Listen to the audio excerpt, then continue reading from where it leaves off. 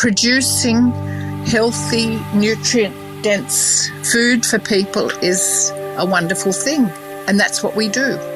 We spend all winter working on the soil, and then comes the harvest, and we're busy right now picking and packing and sending off the fruit, the rewards from our labour. This is The Producers. I'm Anthony Huckstep. The Achacha has been domestically cultivated for centuries in the tropical lowlands of the Amazon basin. But after being introduced to the tropical fruit by a friend, Helen Hill and her husband Bruce set about creating the world's first commercial plantation in far north Queensland, and the world is taking note. Well, we're growing a tropical fruit, so of course we're in the tropics, but we're called the dry tropics, although you wouldn't think so this morning because we had an enormous downpour and we're in the midst of our harvest. So we're about 45 kilometres south of Townsville. We're in a region called the Burdekin, and it's mostly sugarcane, but there are other things that are grown here as well. So we're a newbie in the area. We've only been here, 20 years. Yeah. So we've been producing fruit for the last 11. And the truck came this morning and took off pallets for Brisbane, Sydney, Melbourne, and also we've sent to Cambodia this week. Suited to the tropical climate of Australia's north, Helen is growing a South American staple. We're growing a fruit called the Achacha. It comes from the Amazon basin. It's a tropical fruit. It's a Garcinia, related to mangosteen. That more people have heard about mangosteen than they have about Achacha. So we were actually the first commercial plantation in the world. So we had to market the name and market the fruit, which is probably the most difficult thing we've done. So to get the name out of a new fruit is not really easy. But this year's been the easiest so far. After an old friend convinced them that Achacha would be ideal for Australia's tropical north, Helen and her husband changed careers and put their hands in the soil to build the foundations of the plantation. We had a friend from the Amazon basin, from Bolivia, who was desperate to have his fruit grown here in Australia. And we sort of put him off for years because we're not farmers.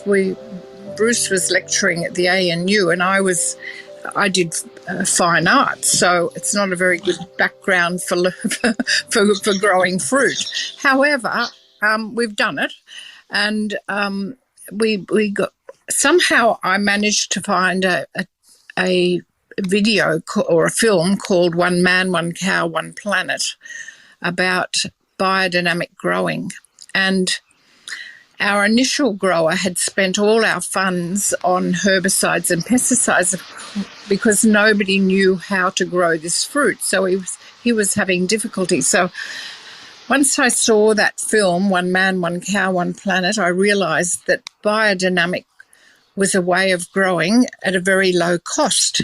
So we started doing that about 14 years ago. And it's a slow way of adding biology to your soil, improving the soil health. And so by improving the soil health, you can improve the tree and fruit and people health. So that's what we've been doing. And this year, finally, we have a bumper crop and the fruit is bigger. So it's all started to pay off. When we decided that we really needed to go organic, we had a grower up here, a first grower, who we sent him on an organic course, but he just couldn't get his head around it. You know, sometimes it's very difficult to change your mindset, and he just couldn't do that. So we decided we should come up here and do it ourselves. So We were on a very, very steep learning curve, but it made life exciting as well. It was very interesting. I can tell you, ever since we moved up here, it's always been very interesting. After lots of research, Helen realised that biodynamic farming not only helped improve the soil health, but it was a much more cost-effective way of farming too.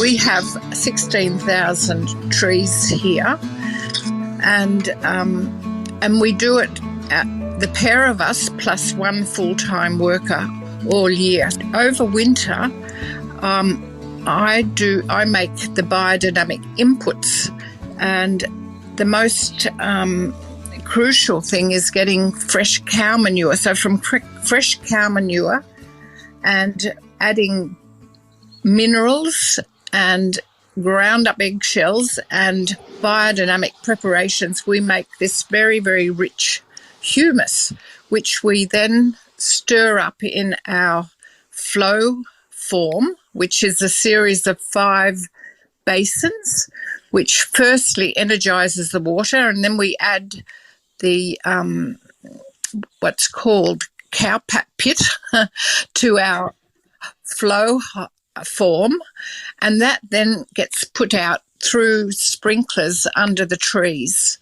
So each tree has a sprinkler. We have a pump shed from which we can put out these biodynamic inputs. Yeah, so it's easy, but it's complicated in the beginning, but it's become very, very easy. And the more we do, the easier it becomes. So it's a very different way of thinking. I mean, a lot of producers put out bags of man-made fertilizers. Well, we don't do that. We put out very little, but it's very potent. And so the more we do, the less we do. Achacha is not a common fruit in Australia. So when the first crop arrived, Helen took the opportunity to use the fruits of their labour as a marketing tool to garner interest and excitement. The very first year we got fruit, we were very excited. We got 700 fruit, and we used that fruit to show it to all sorts of people, foodie people and people off the street, and we asked them to describe the flavour of the fruit, because we needed to have a way of describing the flavour. So all the answers we wrote down, and a lot of them started by saying, well, it's a little bit lemony, a little bit passion fruity, a little bit peachy. And I said, well, could you describe it without referring to another fruit? And we wrote down all those answers. And the most common were sweet, tangy, refreshing, like a sorbet. And so those are the words we still use. When people ask what it tastes like, we say sweet, tangy, refreshing, like a sorbet. Finding an avenue to market proved a challenge at first, but they invested in educating young people to understand the fruit and do demonstrations in fruit shops and at farmers markets too. Well, we had to find some agents in the market, and that took a while to find suitable people. So we finally found agents in Sydney, Brisbane and Melbourne, to whom we send the fruit. But then we needed to do demonstrations in fruit shops, because from the agents, the retailers got their fruit.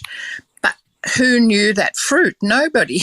So we spent a lot of time and energy training young people to go to fruit shops to give people a taste of the fruit and to describe what it was like. But we also spent a lot of energy going to farmers markets. And farmers markets are fantastic because not only can you get the word out and show the fruit, but then people buy it, so you get paid for advertising.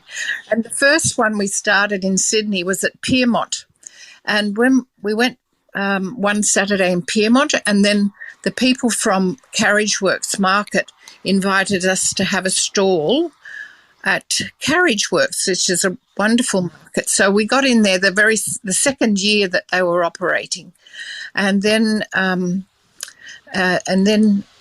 we went to a lot of different farmers markets, but we didn't have the manpower to do too many. So we did one north of the bridge and one south of the bridge.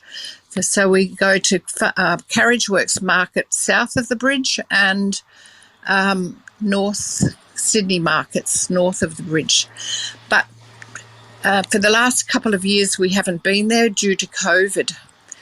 So it's been a bit difficult to get down south. So I used to go every year down to Sydney when our harvest started, and but the last couple of years I haven't been able to do that. So, but it seems that the words got out sufficiently that people come begging for it. So the agents have been calling for it, and we send a lot of boxes off via the post, via Australian Post Satchel, to people who are living in remote areas on cattle farms or remote areas where they don't have retailers for the fruit. So we're just doing the best we can to get it out to people. Fruit shops and farmers markets were one thing, but a rare chance to produce a video and have it air across the country soon opened many doors. Well, look, there's a video on our website called The Chase.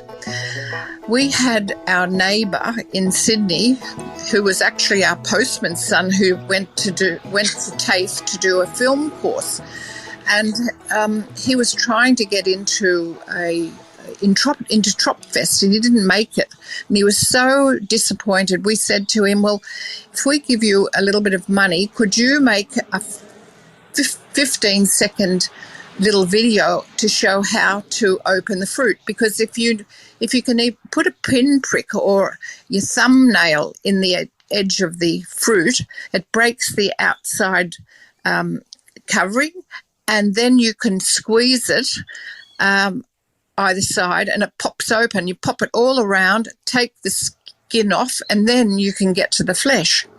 Anyway, he got all his friends that were working in, different television stations and whatnot to get the best equipment, colour coding equipment, and they went for it, and they produced a just over 3-minute video. Anyway, somehow or other, the guys who put on the ads in front of feature films got hold of it, and they said, look, we'll put it on in 8 cinemas for an enormous amount of money. We said, go away, we don't have that amount of money.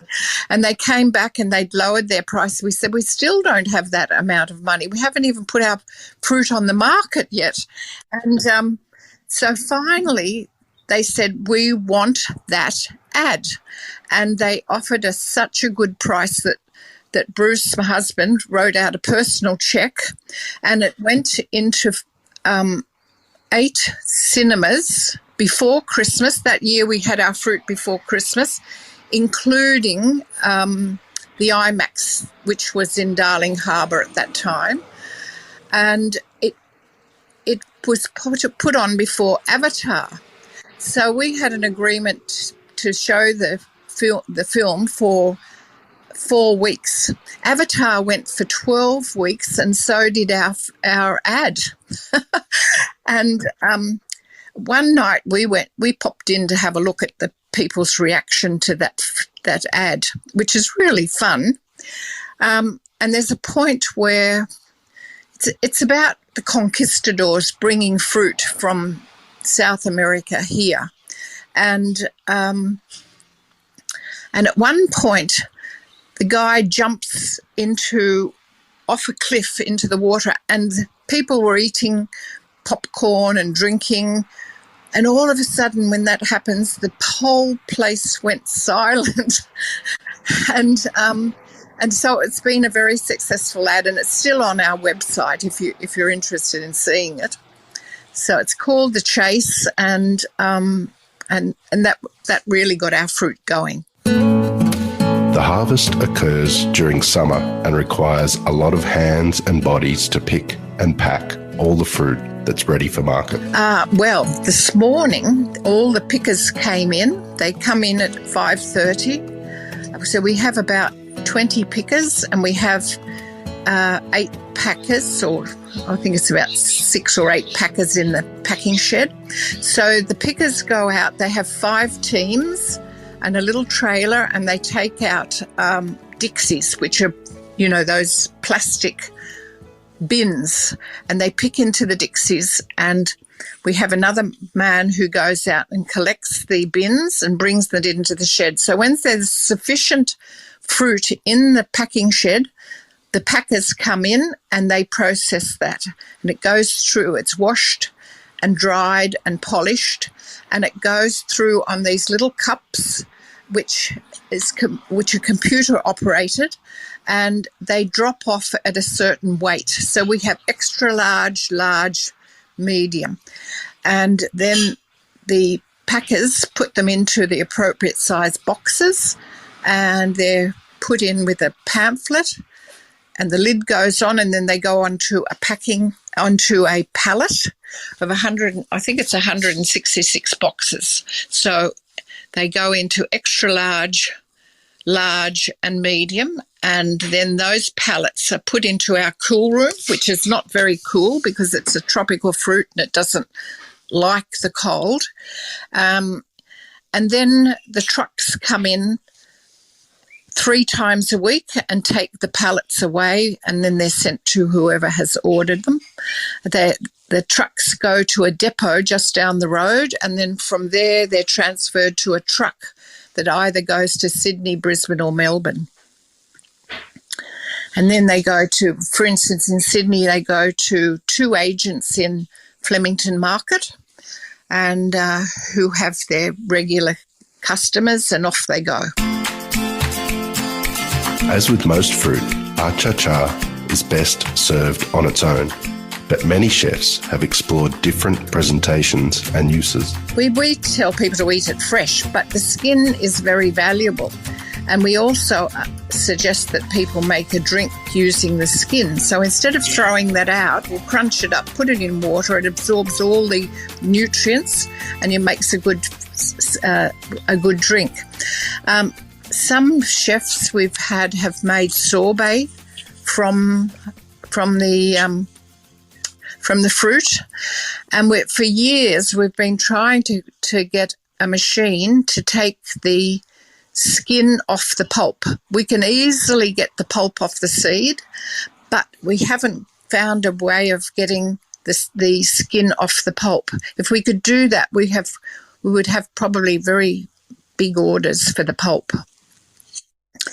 So, yes, some chefs have used it in their menus.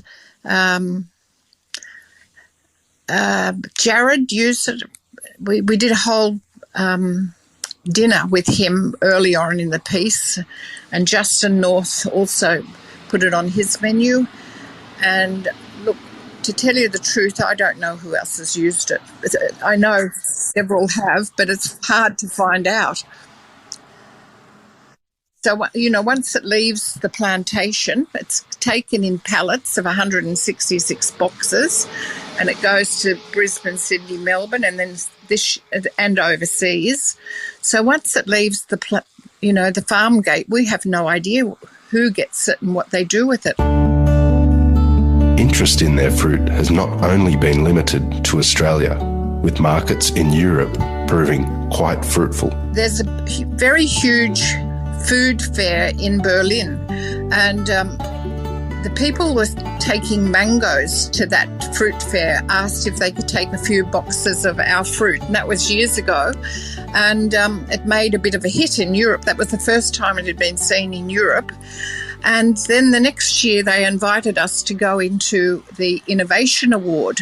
And the Innovation Award is, I don't know, hundreds. They have hundreds of entries and they name 12 people. And we were named part of the Innovation Award the next year. And we were given a little tiny table. And my son, who lives in Europe, came and I flew over and we just stood there and showed people our fruit. And from that little table, we got into Marks and Spencer's in London. And we got on BBC Two with Jay Rayner. I don't know if you know him. And so, these are the really interesting, fun things that we've been able to do over the years. For now, Helen is focused on building the awareness and reputation of this amazing tropical fruit. But she sees opportunities in value-add products down the track. Look, there's a lot of potential, but we just don't have the finances to be able to do that, to get the drink going and to get the machine made, to get the pulp. So probably the next people that come will can do that. We used to go every year to a tropical fruit festival in Innisfail called Feast of the Senses. And it's all about tropical fruit and it's terrific. But of course, with COVID, we haven't been up there for the last few years. But one year they had a dinner and we sat at a table and Bob Catter walked in and he looked a bit lost. So Bruce said, "Oh, here, Bob, we've got a seat for you." And he sat down and he went round the whole table and he knew people. He knew that guy's uncle was a taxi driver and he knew that person. And then when he came to us, he said, "And what do you fellas do?" And we explained to him. And he laughed, with his Bob Catter laugh. And he said, "I've got 3 pieces of advice for you. 1, never be a pioneer. 2, never be a pioneer. 3, never be a pioneer, because pioneers do all the hard work and the next people come in and make all the money." And I think he's right. The move into growing Achacha has been life-changing for Helen. Not just being on the land, but the impact it has on those that consume it too. Producing healthy, nutrient-dense food for people is a wonderful thing, and that's what we do. We spend all winter working on the soil, and then comes the harvest, and we're busy right now picking and packing and sending off the fruit, the rewards from our labour. What surprised us, how excited people get when they think they're the very first people to discover this fruit. So we have people who've tried it and they said, "Oh, we've never seen that before," and they get quite excited about it. Helen and Bruce never imagined they'd become producers, but the move into growing one of the world's most fascinating tropical fruits has not only been personally rewarding, but opened up a culinary experience for so many all over the globe.